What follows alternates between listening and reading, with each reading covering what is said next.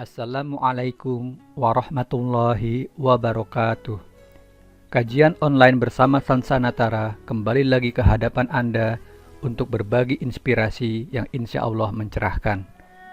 Dan jangan lupa klik tombol subscribe dan aktifkan notifikasi tombol loncengnya agar tidak tertinggal kajian terbaru dari kajian online bersama Sansanatara.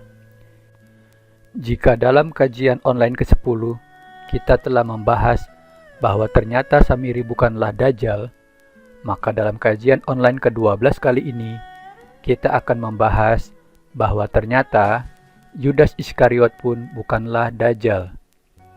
Di berbagai sosial media seperti YouTube ataupun Facebook, banyak beredar video ceramah dari seorang ustadz, yang dalam video ceramahnya menyampaikan bahwa Yudas Iskariot adalah Dajjal di zaman Nabi Isa alaihi salam. Pada awal video ceramahnya, sang ustadz menyampaikan bahwa sebelum Nabi Isa alaihi salam diangkat Allah ke langit, Nabi Isa alaihi salam berkata kepada para muridnya, "Kelak di antara kalian akan ada yang berkhianat kepadaku, dan dia akan menggantikan tempat kedudukanku." Sang ustadz mengatakan bahwa kisah ini dibacanya dari Injil Barnabas yang ia temukan pada tahun 1997. Dan apa yang disampaikan oleh sang ustadz ini memang diambil dari Injil Barnabas, yakni pasal 112 ayat 15. Dalam Injil Barnabas pasal 112 ayat 15 dikatakan bahwa Yesus berkata, "Karena Allah akan mengangkat aku dari bumi, maka Allah akan mengubah wajah si pengkhianat itu, sampai setiap orang akan beranggapan bahwa si pengkhianat itu adalah aku, yakni Yesus." Lebih lanjut, sang ustadz mengatakan bahwa tidak lama kemudian datanglah Yudas Iskariot bersama Raja Herodes dan pasukan Romawi yang datang untuk membunuh mereka. Namun ketika Yudas Iskariot masuk ke tempat berkumpul Nabi Isa alaihi salam dan para muridnya, justru Yudas Iskariot sama sekali tidak dapat menemukan Nabi Isa alaihi salam. Sang ustadz mengatakan bahwa sebelum Yudas Iskariot masuk ke dalam tempat Nabi Isa alaihi salam, Nabi Isa alaihi salam ditidurkan oleh Allah dan kemudian diangkat ke Matla'ul A'la. Padahal dalam Injil Barnabas pasal 215 ayat 1-6 justru dinyatakan bahwa ketika malaikat Jibril, Mikail, Rafael, dan Uriel datang untuk mengambil dan mengangkat Nabi Isa ke langit, justru yang sedang tertidur adalah ke-11 orang muridnya, sementara Nabi Isa sendiri dalam keadaan sedang terjaga. Sehingga ketika Yudas Iskariot masuk ke dalam tempat Nabi Isa dan bertanya di mana Nabi Isa, serta-merta ke-11 murid Nabi Isa yang kaget terbangun dari tidur mereka pun menjawab dengan serempak bahwa Yudas Iskariot yang bertanya kepada mereka itulah Nabi Isa. Karena memang sebagaimana dikatakan oleh Nabi Isa bahwa kelak si pengkhianat itu akan dirubah wajahnya seperti wajahku. Pasal 112 ayat 15. Lantas bagaimana ceritanya sampai sang ustadz ini bisa mengatakan bahwa Nabi Isa ditidurkan oleh Allah ketika diangkat ke langit? Padahal jelas-jelas Injil Barnabas sendiri tidak menyebutnya demikian. Lebih lanjut, sang ustadz juga mengatakan bahwa ketika Yudas Iskariot akan masuk ke dalam tempat Nabi Isa alaihi salam, di saat itulah Yudas Iskariot mengalami apa yang disebut oleh orang Kristen dengan istilah indri, yang biasanya tertulis di atas tiang salib.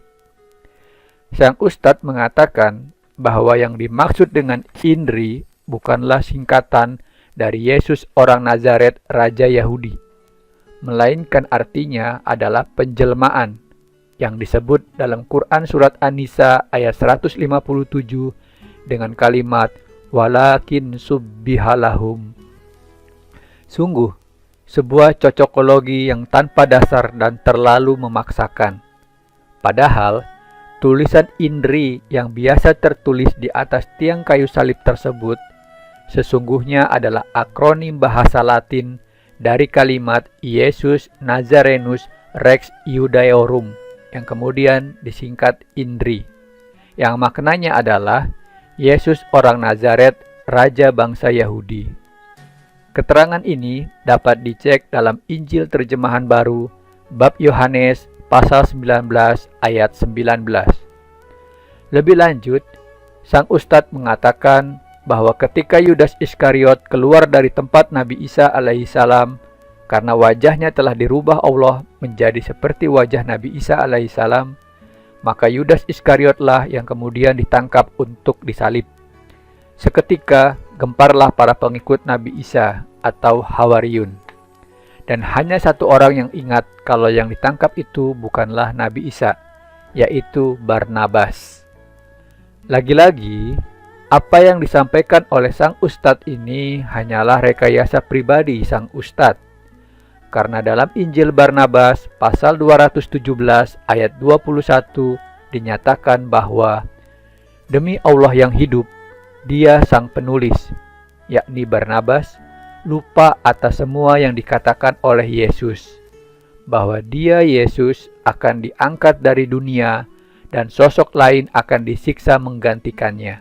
Pasal 217 ayat 21. Jadi, dari mana ceritanya sampai sang Ustadz bisa mengatakan bahwa hanya Barnabas yang ingat bahwa yang ditangkap itu bukanlah Nabi Isa? Padahal jelas-jelas Injil Barnabas sendiri menyatakan bahwa saat itu Barnabas sendiri pun lupa atas apa yang pernah dikatakan oleh Nabi Isa. Lebih lanjut, sang Ustadz juga mengatakan bahwa Yudas Iskariot yang disalib itulah Dajjal di zaman Nabi Isa alaihissalam. Sang Ustadz menerjemahkan akwarnya atau pecaknya mata kanan Dajjal sebagaimana disampaikan dalam hadis Rasulullah Shallallahu Alaihi Wasallam terjadi pada saat proses penyaliban, yakni akibat tertusuk mata kanannya Yudas Iskariot oleh pedang Raja Herodes. Lagi-lagi, apa yang disampaikan oleh sang Ustadz ini hanyalah rekayasa pribadi sang Ustadz, karena tidak ada satu ayat pun dalam Injil Barnabas yang menyebutkan bahwa Raja Herodes menusuk mata kanan Yesus, yakni Yudas Iskariot yang sedang disalib dengan pedangnya. Silahkan cek Injil Barnabas pasal 217 ayat 78 sampai ayat 89. Di sana dikisahkan tentang proses penyaliban Yesus, yakni Yudas Iskariot oleh para prajurit Romawi, dan sama sekali tidak menyebutkan adanya proses penusukan mata kanan Yesus oleh pedang Herodes. Kisah tentang penusukan Yesus pada saat proses penyaliban justru ditemukan dalam Injil Perjanjian Baru bab Yohanes. Dalam Injil Perjanjian Baru bab Yohanes pasal 19 ayat 33 sampai 34 disebutkan, tetapi ketika mereka sampai kepada Yesus dan melihat bahwa ia Yesus telah mati, mereka tidak mematahkan kakinya. Tetapi seseorang di antara prajurit itu menusuk lambungnya dengan tombak, dan mengalirlah keluar darah dan air darinya. Perhatikan baik-baik apa yang disebutkan dalam Injil Perjanjian Baru bab Yohanes tersebut. Kisah penusukan yang terjadi pada Yesus adalah ditusuknya lambung Yesus dengan tombak oleh seorang prajurit Romawi, dan bukan ditusuknya mata kanan Yesus dengan pedang oleh Raja Herodes. Lebih lanjut, sang Ustadz juga mengatakan bahwa karena Barnabas ingin membuktikan jika yang disalib adalah Dajjal, maka setelah 3 hari 3 malam jenazah Yesus dikubur, pada waktu tengah malam, yakni secara diam-diam, Barnabas kemudian menggali kuburan Yesus untuk membuktikan jika yang dikubur itu masih hidup, sehingga terbukti bahwa yang disalib adalah Dajjal. Lagi-lagi, apa yang disampaikan oleh sang Ustadz ini hanyalah rekayasa pribadi sang Ustadz. Karena dalam Injil Barnabas pasal 218 ayat 2 dinyatakan bahwa dia sang penulis, yakni Barnabas, Yohanes, Yakobus, dan saudaranya pergi dengan ibunda Yesus ke Nazaret.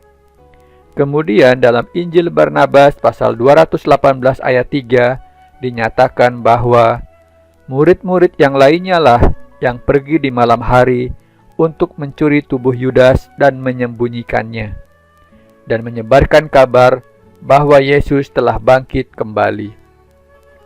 Perhatikan baik-baik apa yang disampaikan dalam Injil Barnabas pasal 218 ayat 2-3 tersebut. Bahwa ternyata yang menggali kubur dan mencuri jenazah Yudas Iskariot yang disalib itu justru murid-murid Nabi Isa yang lainnya.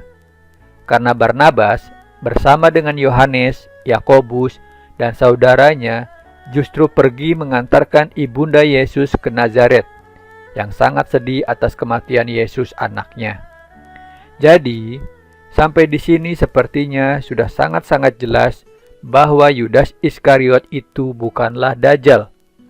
Hanya karena rekayasa kisah dari sang ustadz yang mengatakan bahwa pecaknya mata kanan Yudas Iskariot terjadi akibat ditusuk dengan pedang oleh Raja Herodes pada saat proses penyaliban, padahal yang ditusuk itu bukanlah mata kanannya, melainkan lambungnya, yang dilakukan oleh seorang prajurit, bukan oleh Raja Herodes, dengan menggunakan tombak dan bukan dengan pedang. Lantas pertanyaannya adalah, benarkah yang disalib itu adalah Yudas Iskariot? Pendapat yang mengatakan bahwa yang disalib adalah Yudas Iskariot setelah dicari dalam berbagai literatur selain Injil Barnabas, silahkan lihat video kajian ke-11 bahwa Injil Barnabas bukanlah Injil yang asli. Ternyata hanya didapat dalam tafsir Ibnu Katsir, juz 2 halaman 452. Dan Ibnu Katsir mengatakan bahwa sanadnya lemah. Ibnu Katsir dalam kitabnya Qisosul Anbiya juga meriwayatkan pendapat lainnya yang sanadnya sahih, yang bersumber dari Ibnu Abu Hatim dan tersambung kepada Ibnu Abbas radhiyallahu anhu. Di sana dikisahkan bahwa ketika Allah hendak mengangkat Nabi Isa alaihi salam ke langit, beliau, Nabi Isa alaihi salam, keluar menemui para muridnya yang berjumlah 12 orang di dalam sebuah rumah, dan di antara mereka terdapat orang-orang Hawariyun. Kemudian Nabi Isa alaihi salam berkata, "Sesungguhnya di antara kalian ada yang kufur kepadaku 12 kali setelah ia beriman kepadaku." Selanjutnya Nabi Isa alaihissalam berkata, "Siapakah di antara kalian yang bersedia wajahnya diserupakan dengan wajahku? Dan dia akan menduduki kedudukanku untuk dibunuh, lalu kedudukannya akan menjadi sederajat denganku." Tiba-tiba seorang di antara yang hadir yang paling muda usianya berdiri dan berkata, "Saya bersedia." Nabi Isa alaihissalam berkata, "Duduklah." Nabi Isa kemudian mengulangi lagi ucapannya. Dan ternyata yang berdiri adalah pemuda itu kembali. Dan Nabi Isa alaihissalam pun berkata, "Duduklah." Nabi Isa kemudian mengulangi lagi ucapannya. Dan lagi-lagi yang berdiri adalah pemuda itu kembali, seraya berkata, "Saya bersedia." Lalu Nabi Isa alaihissalam pun berkata, "Baiklah jika begitu, engkaulah orangnya." Kemudian pemuda itu pun diserupakan wajahnya oleh Allah, sehingga benar-benar mirip seperti wajah Nabi Isa alaihi salam. Dan saat itulah Nabi Isa alaihi salam diangkat oleh Allah ke langit melalui lubang angin yang ada di dalam rumah itu. Setelah itu, orang Yahudi mencari Nabi Isa, dan mereka langsung menangkap pemuda yang wajahnya sudah diserupakan dengan wajah Nabi Isa itu. Selanjutnya orang Yahudi langsung membunuh dan menyalibnya. Dan akhirnya, ke-12 orang murid Nabi Isa alaihissalam yang semula bersama Nabi Isa alaihissalam di rumah itu menjadi kafir kepadanya. Mereka terbagi menjadi 3 kelompok, di mana kelompok pertama berkata, "Dulu Allah berada di antara kita, namun sekarang ia sudah diangkat ke langit." Kelompok pertama ini dikenal sebagai kelompok Yakubiyah. Kelompok kedua berkata, Sebelumnya putra Allah berada di antara kita. Lalu Allah mengangkat beliau menuju kepadanya. Kelompok kedua ini dikenal sebagai kelompok Santuriyah. Dan kelompok ketiga berkata, Isa adalah seorang hamba dan Rasul Allah. Dan kemudian beliau diangkat ke hadiratnya. Kelompok ketiga inilah yang dikenal sebagai kelompok muslimin. Ibnu Katsir berkata bahwa sanad hadis ini sahih dan jalur periwayatannya sampai kepada Ibnu Abbas radhiyallahu anhu. Imam Nasa'i juga meriwayatkan hadis yang sama dari Abu Quraib dari Abu Muawiyah. Dan Ibnu Jarir juga meriwayatkannya dari Muslim bin Janadah dari Abu Muawiyah. Perhatikan bahwa dalam hadis yang diriwayatkan oleh Ibnu Abu Hatim, Imam Nasa'i dan Ibnu Jarir tersebut disebutkan bahwa setelah pemuda yang menawarkan dirinya itu disalib untuk menggantikan Nabi Isa, maka kemudian ke-12 murid Nabi Isa alaihissalam menjadi terpecah ke dalam 3 kelompok, di mana 2 kelompok menjadi kafir kepada Nabi Isa alaihissalam dan hanya tersisa 1 kelompok yang tetap memilih menjadi muslim. Sehingga sampai di sini dapat dipahami bahwa sosok yang disalib itu bukan termasuk dalam ke-12 murid-murid Nabi Isa alaihissalam. Ibnu Ishaq berkata bahwa sosok yang disalib itu adalah orang lain yang menjadi pengikut Nabi Isa alaihissalam, yang sengaja disembunyikan identitasnya oleh kaum Nasrani dan namanya adalah Sarjus. Pendapat yang berbeda tentang siapa sesungguhnya sosok yang disalib menggantikan Nabi Isa alaihissalam ini datang dari Jamal al-Din Muhammad bin Salim ibnu Wasil dalam kitabnya Mufarij al-Qurub fi Ahbar Bani Ayub juz 1 halaman 248 dan Baha al-Din Muhammad bin Ahmad al-Absihi dalam kitabnya Al-Mustatrof fi Kulli Fanin Mustazrof juz 2 halaman 83, di mana keduanya menyebutkan bahwa sosok yang disalib menggantikan Nabi Isa alaihissalam adalah sosok yang bernama Al-Uris. Jadi, koreksilah persepsi Anda tentang Dajjal dan ambillah informasi tentang Dajjal hanya dari sumber yang benar. Jika dalam kajian sebelumnya saya menyampaikan data dan fakta bahwa ternyata Samiri di zaman Nabi Musa alaihissalam bukanlah Dajjal, maka dalam kajian ini saya pun hendak menyampaikan data dan fakta bahwa ternyata Yudas Iskariot di zaman Nabi Isa pun bukanlah Dajjal. Wallahu ta'ala a'lamu bishawab.